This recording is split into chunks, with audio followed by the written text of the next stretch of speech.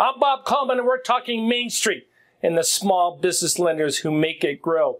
Thank you to this week's sponsor, America West.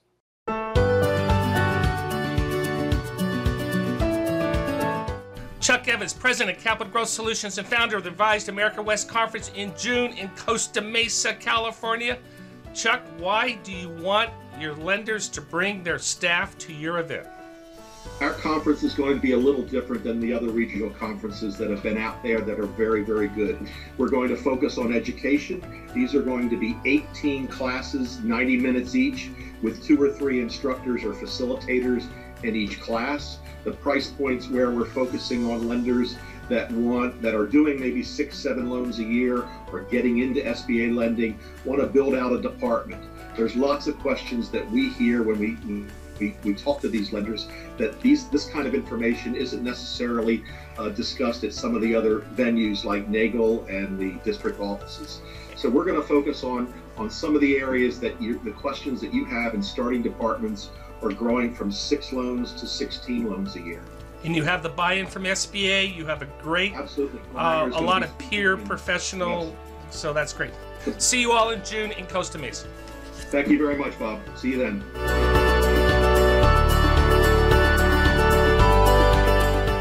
Here's this week's top story. Lance Sexton, in a webinar on servicing tips, best servicing tips for 2018, spent a good analysis of what lenders should do when a borrower approaches you on a workout. You want to ask yourself a set of questions when looking at, should we do a workout agreement? Are they competent? Do you have a borrower that has the necessary management skills to pull this off? And I've got to be honest with you, I've had the pleasure. I was a small business owner myself for 8 years. I have known and had a number of friends who've owned small businesses. One industry I always loved, the restaurant industry. Quite often you end up with somebody that's very passionate about cooking and very passionate about service, but don't really care about the numbers. You may have a restaurant owner who can put a great plate of food in front of a customer, who knows how to provide service that makes the customer happy, and those are critically important things in the long-term success of a restaurant. But if they don't manage the money once it comes in, they may not be able to come through a workout. So competency, and I'm not saying every small business owner needs to be an accountant, an attorney. They don't have to have all those skill sets, but in the areas where they have weakness, they need advisors. Could be the Small Business Development Center, could be a CPA, could be an attorney, to help them elevate their skill. But do they have the necessary management skills or access to the necessary management skills to be successful? Are they cooperative? Are they hard-headed? The worst thing you can hear from somebody that's in trouble is, we do it that way because we've been doing it that way for the last 10 years. If that's a comment that comes out, workout's probably not going to work. You need somebody that's open to change, open to, the concept of a workout is, hey, what we've been doing hasn't worked. We're going to give you an opportunity to work out of it, but it's going to require a difference in the way we operate your business. Are they acting in good faith? Or in some circumstances, you may have a borrower that's trying to play a lending institution just to extend the inevitable bankruptcy filing. So you really have to make an assessment of the character of the small business owner and make a determination. Are they really wanting to work through this? Are they really wanting to continue this business? I think most of us as lenders can figure that out. And again, are they financially viable? With the new workout terms in place, after reviewing current financial information, is there adequate cash flow to cover the debt? What is a lender to do when they need to repurchase the loan from the secondary market? Listen to Lance Sexton and I discuss that possibility.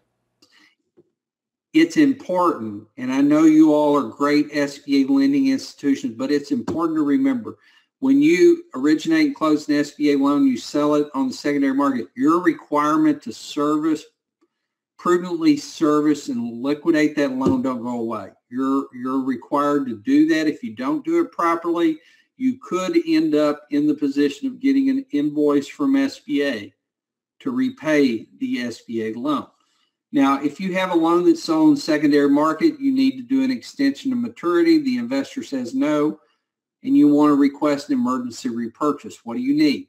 Well, it's a servicing action that's submitted to the Little Rock or Fresno Servicing Center.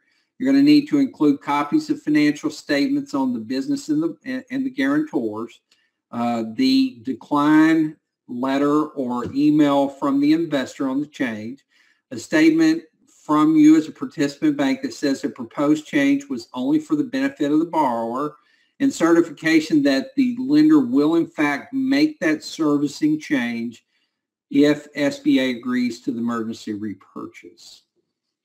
During office hours, we got a great question from Blake saying, hey, what happens when the financials I receive don't show the ability of the borrower to repay the loan, but the loan's current?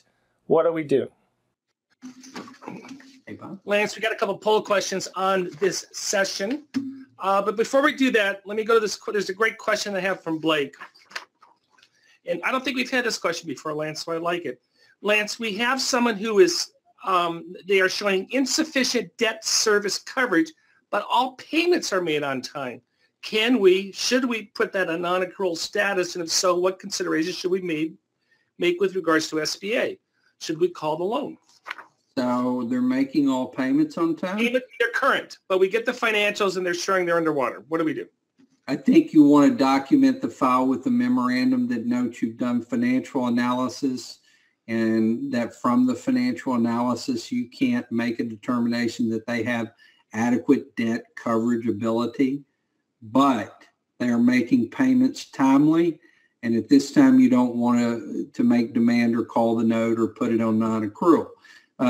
This question comes up frequently. And I've had this happen to me. I had a small business. They borrowed $50,000 on an express loan. It didn't work out. Their balance was $35K. They closed it. Bob, they made all the required, at that point, they still had 52 remaining payments. They made the remaining 52 payments and paid the loan off. Now, according to the concept of a technical default, that occurred when they closed the business. Mm-hmm. Had I called the loan, there was essentially no collateral. So we would have went to SBA to get the guarantee paid. Then we would have had to pursue the guarantor. We would have spent a lot of money with attorneys. And they just paid it off. So it just doesn't make sense. The best outcome, it's like we were talking about workouts. Mm-hmm. In the SOP 5057-2, it talks about finding a way to let the small business entity repay the loan.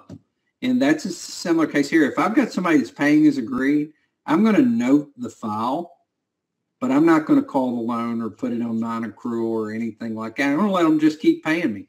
Now, who knows what it is? As a former small business owner, I knew other small business owners who lived in, $1 million homes and showed a negative net profit every year for 20 years.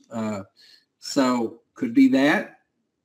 I don't know. But the point being is let's be gracious and consider it spouse's income. That is yeah, and if they're servicing the loan as required, let them service it. Finally, a plug from Chuck Evans, one of the co-founders of the Revised America West Conference in June in California. Chuck Evans, President, Capital Growth Solutions, a loan service provider out of the East Coast, and founder of the Revised America West Conference in June. What is America West? America West is a small business lending conference, and it's going to hopefully be a little different than some of the other regional conferences that we all attend. As you know, SBA lending has increased 66% since 2014. I think we're close to going to hit $30 billion this year. Much of the SBA specialized staff are aging, old guys like you and me. And can you come up with a different term other than aging? Maybe experienced? I don't know. Experienced would be a good one. But we need new blood in this industry, and we need a lot of education. We have really good programs at Nagel. Bob, you've done a great job at educating this market. And what we're trying to accomplish here is to have a small business lending conference that is educationally oriented. So our sessions are going to be 90 minutes. We're going to have 18 educational tracks. We're going to have facilitators, 2-3 people in each section, and it is going to be different. The technical aspects of SBA lending can be left to you and Nagel. What we want to focus on are some of the things the questions that I get all the time. Okay, I've signed up. I have my 750 agreement. What do I do next? How am I going to grow my program? Is it going to be organically? Is it going to be using brokers? How do I keep business development officers? These are questions that lots of community banks have. And our focus in this market is the 75% of the lenders that dabble in SBA lending. The 25% that go to Nego every year are well supported. But you have community advantage lenders, you have credit unions, you have community banks that may only do 6 loans a year. And we want to bring that education to them and teach them how to do 12 loans the next year and 24 the following year. So our focus are on those lenders that wouldn't otherwise either go to something that you're offering or something that Nagel's offering. Yeah, there's lots of questions out there. Yeah, I view those national conferences for senior level managers, C-suite. I'm a huge fan of the regional conferences. The price point is significantly lower, and you can bring your entire staff. And as you say, the focus is on education, education, education. And you get the buy-in from SBA as well, correct?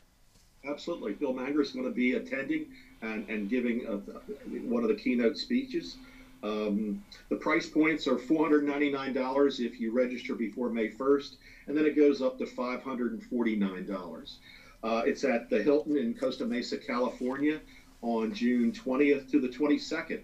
And we're going to have formal classes. So it's going to be some really good information. Some of the questions that we'll talk about, how do I grow my program?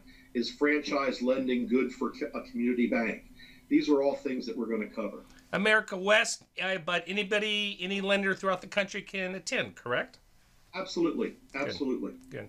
Well, very good, Chuck. I'm glad you're bringing it back. It's a great program. It's a great regional program that complements very nicely what's happening in Texas and Florida and the East Coast. So thank you for doing that. Please register your staff. It's a great learning opportunity at a very minimal cost. Bob, we're looking forward to seeing you there. Thank you.